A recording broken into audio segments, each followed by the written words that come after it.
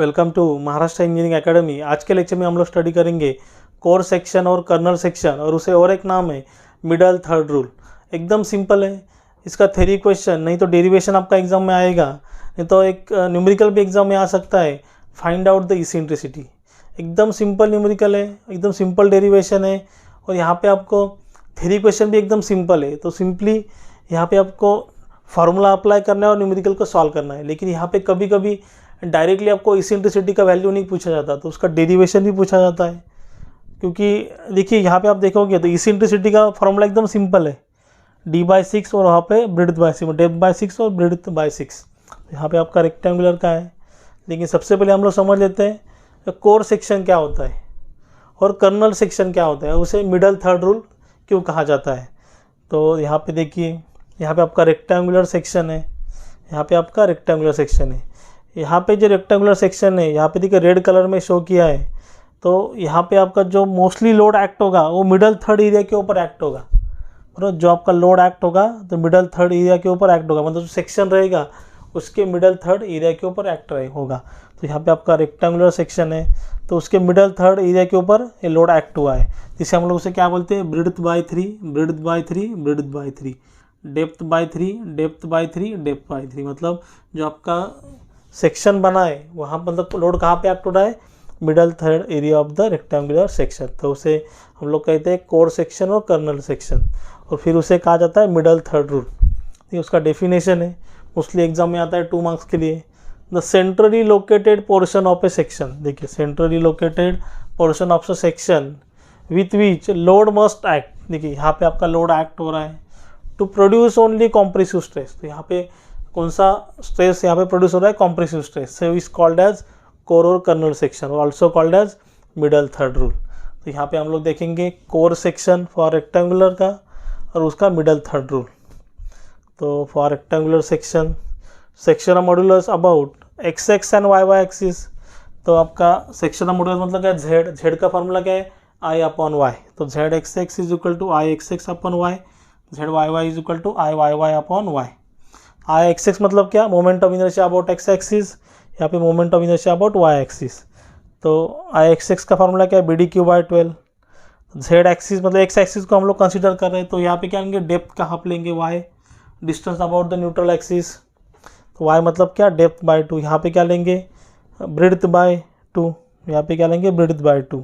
आई y Y मतलब D B Q by 12। तो इसे सॉल्व करने के बाद आपका जेड एक्स एक्सेस आ रहा है तो बी डी स्क्वायर बाई 6, और यहाँ पे जेड वाई वाई आ रहा है डी बी स्क्वायर बाई 6। देखिए इसे अगर ऊपर लेके जाते हैं, अगर डिनोमिनेटर को ऊपर लेके जाते हैं तो क्या होगा, उल्टा होगा, इंटू होगा। तो आपका आंसर क्या आता है, बी डी स्क्वायर बाई 6, और यहाँ पे आता है डी बी स्क्वायर बाई 6। ये दोनों फार्मूला आप ध्यान में रखिए, क्योंकि ये फार्मूला इंपॉर्टेंट है from the exam point of view. Then for no tension condition और जीरो टेंसाइल स्ट्रेस कंडीशन, तो ऑलरेडी आपको कंडीशन मालूम है, इसेंट्रिसिटी इज लेस देन और equal to Z x x upon A, मतलब is less than equal to Z upon A. तो actually आपका rectangular section है, तो आपके 2 जेड आएंगे, जेड एक्स एक्स और जेड वाई वाई। तो जेड अपॉन ए, यहाँ पे भी जेड अपॉन ए, तो Z y y upon A.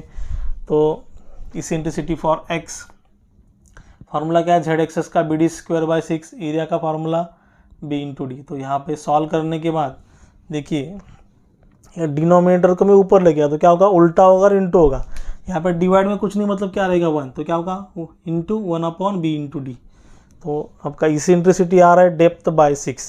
तो ये आपका फार्मूला है eccentricity for x, e x depth by 6, और यहाँ पे आपका आएगा eccentricity for y breadth by 6, breadth by 6।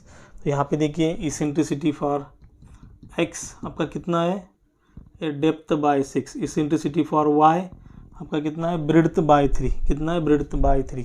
तो उसे हम लोग कैसे लिखते हैं, for the middle third rule. देखिए यहाँ पे टोटल जो है, देखिए ये टोटल को हम लोग क्या कहते हैं, इसे कहते हैं 2EX, और इस टोटल को हम लोग क्या कहते हैं, 2EY। और 2EX मतलब क्या, जो आपका टोटल एरिया है वो मिडल थर्ड एरिया है। तो 2EX डी बाई 3 किया, अगर 2 को यहाँ पे मल्टीप्लाई करता हूँ तो आपका EX is equal to D by 6 ही मिलेगा, और 2EX is equal to D by 3। यहाँ पे सिर्फ एडजस्टमेंट किया है, ठीक है, 2 को यहाँ पे मल्टीप्लाई करता हूँ तो क्या होगा EX d/6। यहाँ पे 2 को यहाँ पे क्या मल्टीप्लाई करता तो क्या मिलेगा B/6। तो आपको फॉर्मूला ध्यान में रखना है। अगर इसेंट्रिसिटी पूछा है तो आपको D/6 और ब्रेड्थ/6, डेप्थ/6 और ब्रेड्थ/6 इसे ध्यान में रखना है। अगर मिडल थर्ड पूछा है, मिडल थर्ड रूल पूछा है तो आपको यहाँ तक लिखना है। तो यहाँ तक लिख सकते हो, एकदम सिंपल है। ये आपका है रेक्टेंगुलर सेक्शन का। इसी तरह हम लोग एक सर्कुलर सेक्शन का स्टडी करेंगे, तो इसे आप नोट डाउन कर लीजिए। देन सर्कुलर सेक्शन का स्टडी करेंगे, वो भी एकदम सिंपल है।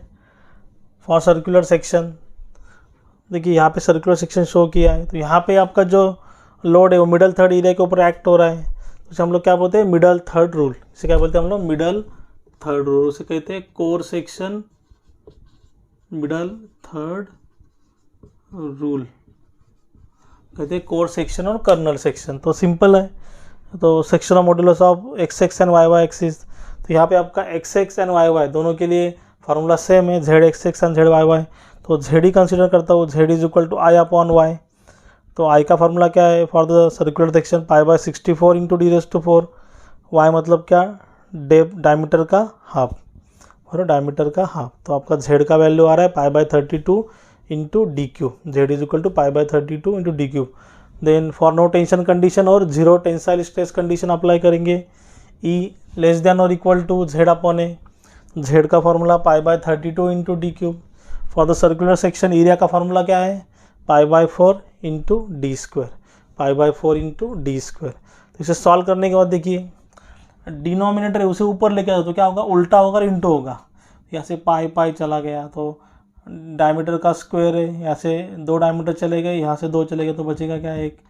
4 से भाग जा रहा है तो क्या होगा 4 @ 32। तो E का वैल्यू मतलब इसेंट्रिसिटी का आपका जो वैल्यू है कितना है D/8। तो यहाँ पे देखिए जो एग्जाम में क्वेश्चन पूछा जाता है कैलकुलेट द इसेंट्रिसिटी, तो डायरेक्टली यहाँ पे हम लोग फार्मूला यूज़ कर सकते हैं E is equal to D/8।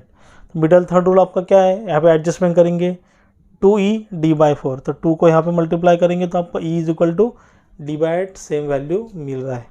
तो यहाँ पे ध्यान में रखिए जब एग्जाम में न्यूमेरिकल आता है तो बहुत ही कम बार वहाँ पे मेंशन किया होता है कि डायरेक्टली फार्मूला यूज़ करना है, मतलब कहीं कहीं स्पेशली वो मेंशन करते हैं न्यूमेरिकल में do not use direct formula. तो यहाँ पे आपको ऐसे डेरिवेशन शो करना पड़ता है।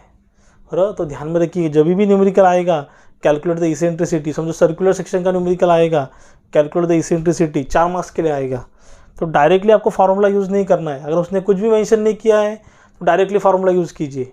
2 मार्क्स के लिए आएगा तो डायरेक्टली फार्मूला यूज़ कीजिए।